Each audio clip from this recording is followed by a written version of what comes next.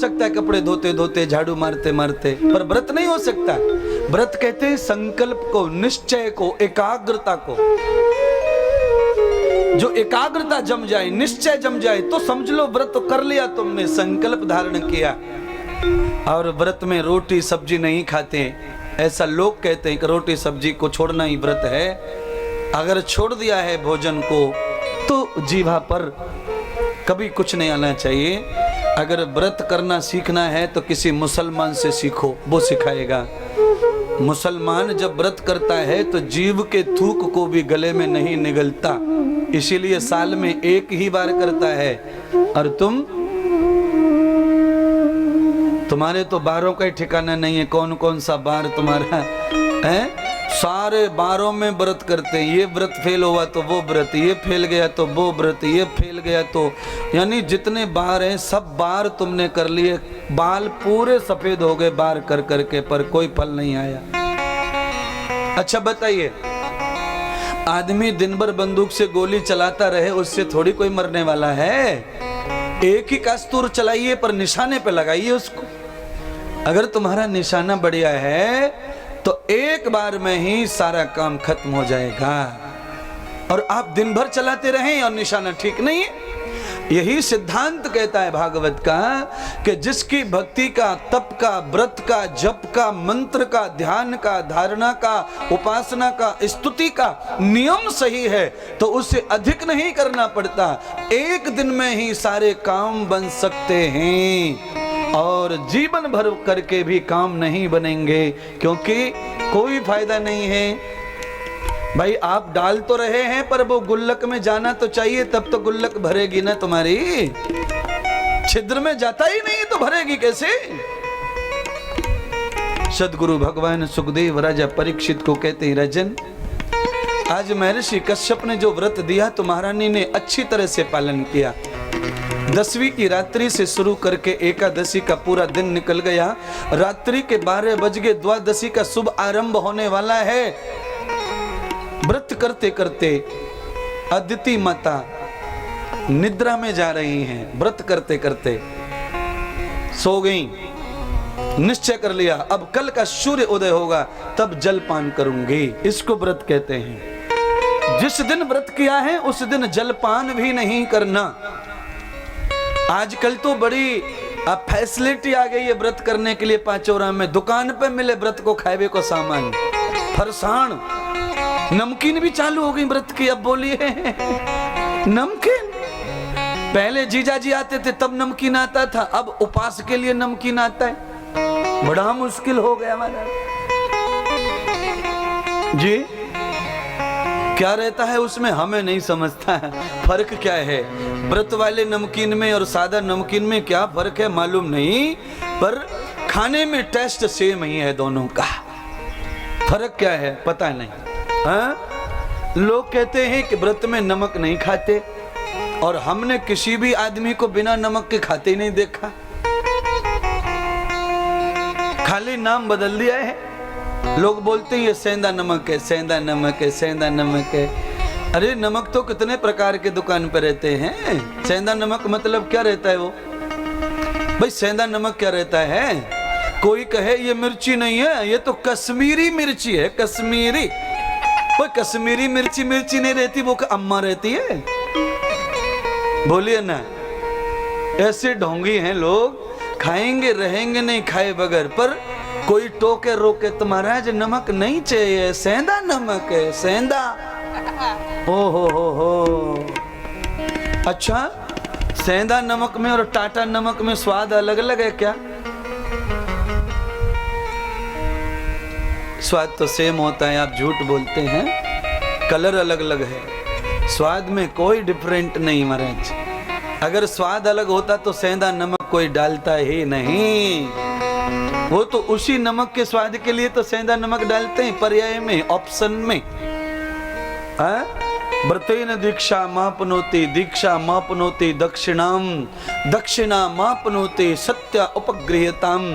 वेद कहता है जो प्राणी व्रत करता है वो सत्यव्रती होना चाहिए। जो खाता पीता व्रत करेगा उसका फल तो उसे 7 जन्मों में नहीं मिलने वाला है। एक ही व्रत करो पर उसे सचमुच का करो। पेट खाली रखो, सुखाओ पेट को, आंतड़ों को शांति दो।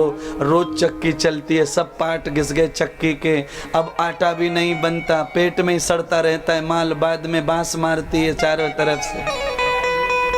हाँ? महीने में एक आध बार चक्की को साफ करना चाहिए। चक्की सब चक्की वालों से पूछ लो ना कि वो साफ करते हैं कि नहीं करते हैं। अरे साफ करो, एक आध दिन निर्जल रहो, पानी भी मत डालो उसमें, भोजन भी मत डालो, सूख जाएगी। और ध्यान कर लो, आपके गटर की नाली अगर सूख जाती है तो उसमें से भी बास नहीं आती है, तो इस गटर में से कैसे बास आएगी फिर? हाँ? अरे अपने घर की मोरी भी सुखानी चाहिए कभी कभी।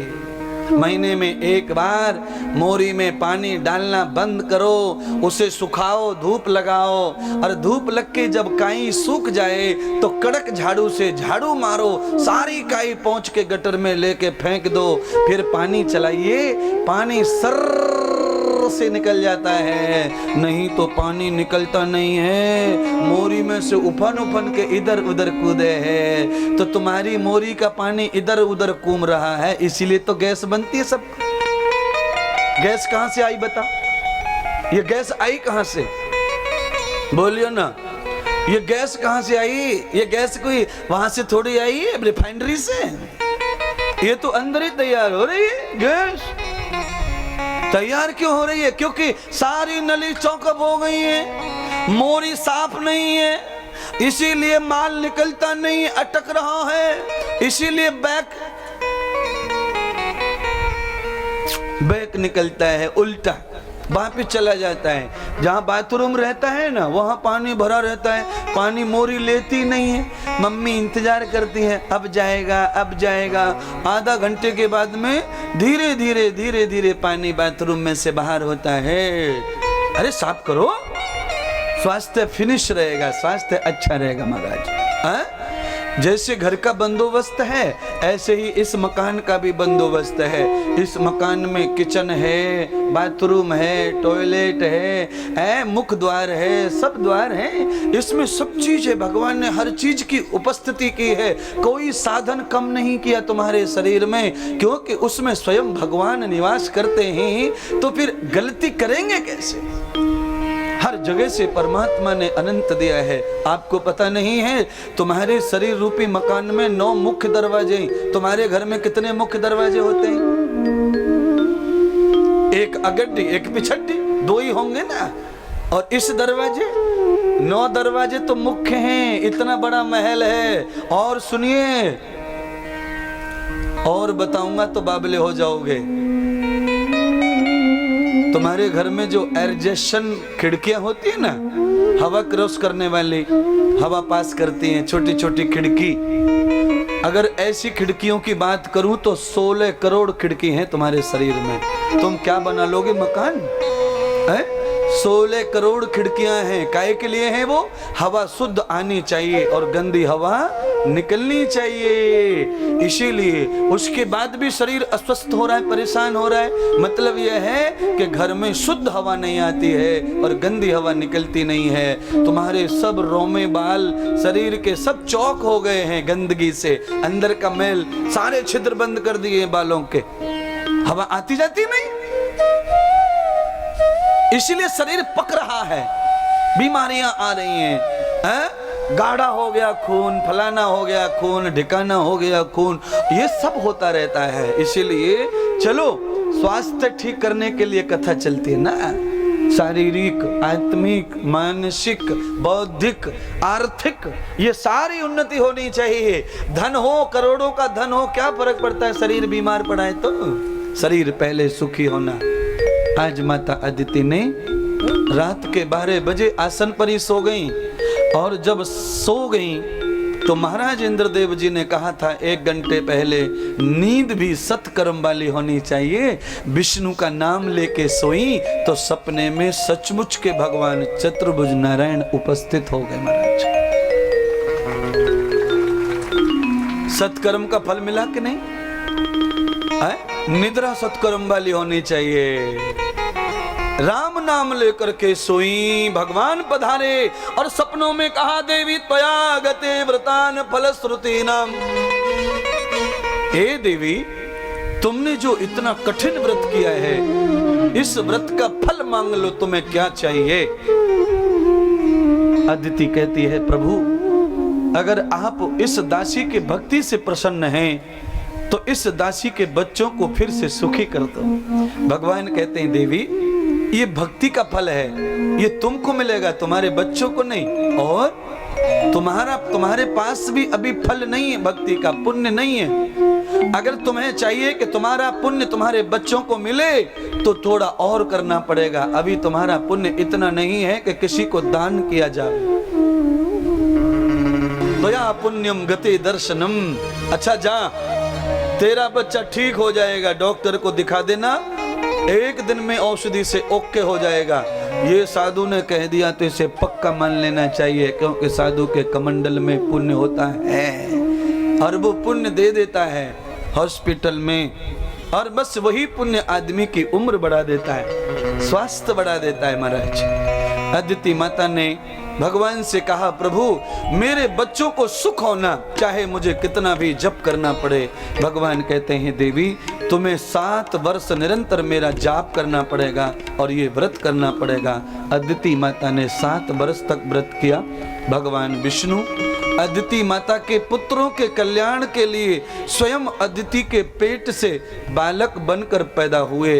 बोलिए बामन भगवान की जय। आज 7 साल की तपस्या ने भगवान विष्णु को अदिति का पुत्र बना दिया।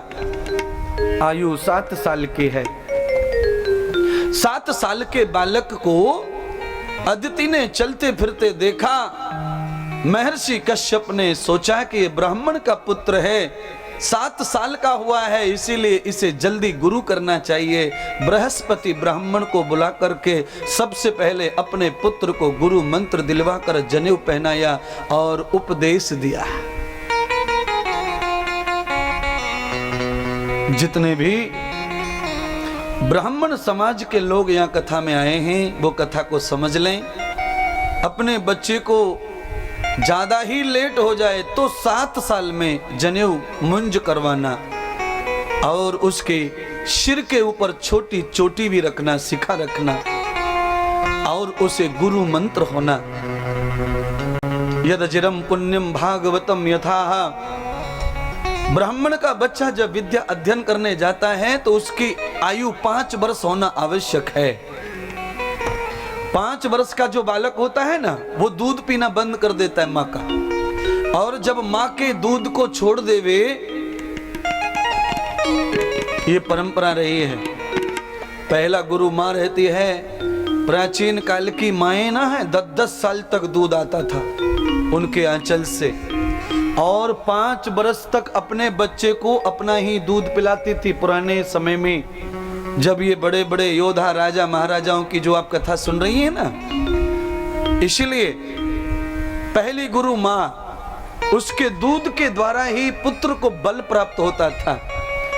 माँ जप करती थी, बड़े बड़े व्रत तप करती थी, और वो तप से तप के दूध आता था, उसे पी के बच्चा जन्म से ही तपस्वी रहता था, बलवान और सदाचारी रहता था। बहुत कठिन है संसार, सब कुछ नष्ट भ्रष्ट हो गया।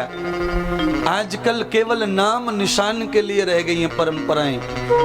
2-3 महीने माँ दूध पिला दे बच्चे को अपनी छाती का तो बहुत गनीमत समझो, एहसान समझो। नहीं, वो कठिन है, क्योंकि माँओं को काम करना पड़ता है, नौकरी जाना पड़ता है, बच्चा घर पे रहता है, नौकरी ऑफिस में रहती है, तो सारा शेड्यूल बिगड़ा हुआ है।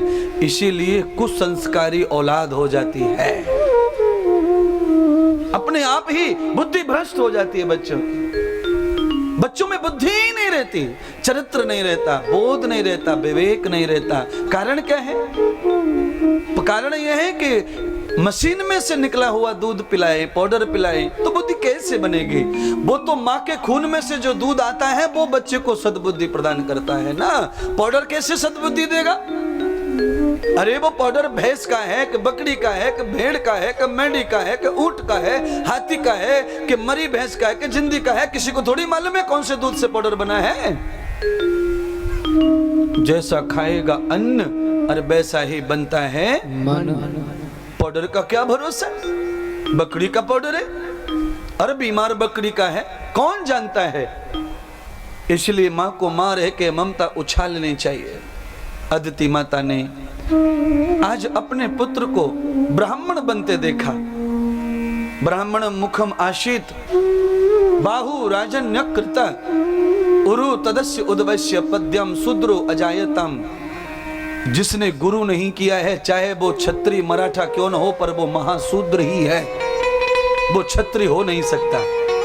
पाटिल लिखने से कोई नहीं होता है, सेठ साहूकार लिखने से कोई कुछ नहीं होता है। कोई अपने नाम के आगे लिख दे गर्ग, मैं अग्रवाल हूँ, मैं महेश्वरी हूँ, मैं जोशी हूँ, मैं त्रिपाठी हूँ, मैं चतुर्पाठी हूँ, मैं फलाना पार्टी हूँ, मैं ये पार्टी हूँ, मैं खटिया की पार्टी हूँ। कोई भी पार्टी लिखने से पार्टी नहीं बनता है। त्रिपाठी, त्रिपाठी उसे कहते हैं जिसे 3 प्रकार से वेद पाठ करना आता हो। स्वर पाठ, सस्वर पाठ, घन पाठ, कम से कम 3 प्रकार से जो वेद पाठ कर सके उसे त्रिपाठी बोलते हैं। कठिन है ना? है? हम ब्राह्मण लोग कहां से लिख देते हैं मैं जोशी, जोशी, और जोश है ही नहीं।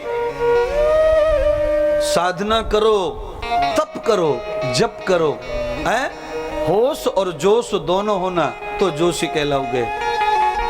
सत्यम गतेन दर्शनम, किसी निर्बल की रक्षा करो। गुरुवर्य युग प्रवर्तक, क्रांतिकारी, राष्ट्रीय संत परम पूज्य श्री इंद्रदेव जी महाराज जी के शुभ सानिध्य में राष्ट्र सेवा, जन सेवा तथा धर्म सेवा हेतु गौशाला, वृद्धों की सेवा, अन्नदान, वस्त्रदान, यज्ञ हवन आदि सेवाएं निरंतर निशुल्क चलाई जा रही हैं। एक गोमाता के लिए 1 वर्ष के चारे हेतु 11,000 रुपए, 5 गौमाता का 51,000 रुपए, 11 गौमाता का 1,11,000 रुपए धनराशि देकर गौ सेवा में हमारा साथ दे सकते हैं। बूढ़े माता पिताओं को सम्मान पूर्वक रखने और उनके खाने की सुंदर व्यवस्था हेतु वृद्धाश्रम का निर्माण कार्य पूर्ण हो चुका है। अनेक वृद्ध माता पिताओं की सेवा के साथ वृद्धाश्रम निरंतर चल रहा है। 25,000 रुपए की राशि देकर आप वृद्धाश्रम के आजीवन सदस्य बन सकते हैं तथा 2,51,000 रुपए देकर निर्माणित वृद्धाश्रम में 1 रूम पर अपना नाम लिखवा सकते हैं। कृपया हमारा सहयोग करें। हमारा अकाउंट डिटेल्स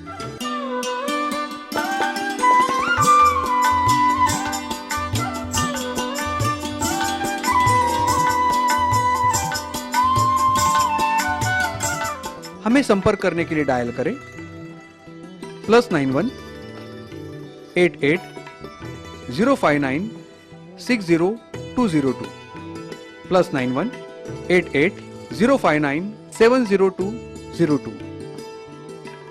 अधिक जानकारी के लिए आप हमारी वेबसाइट भी देख सकते हैं www.shriindradevjimaharaj.com।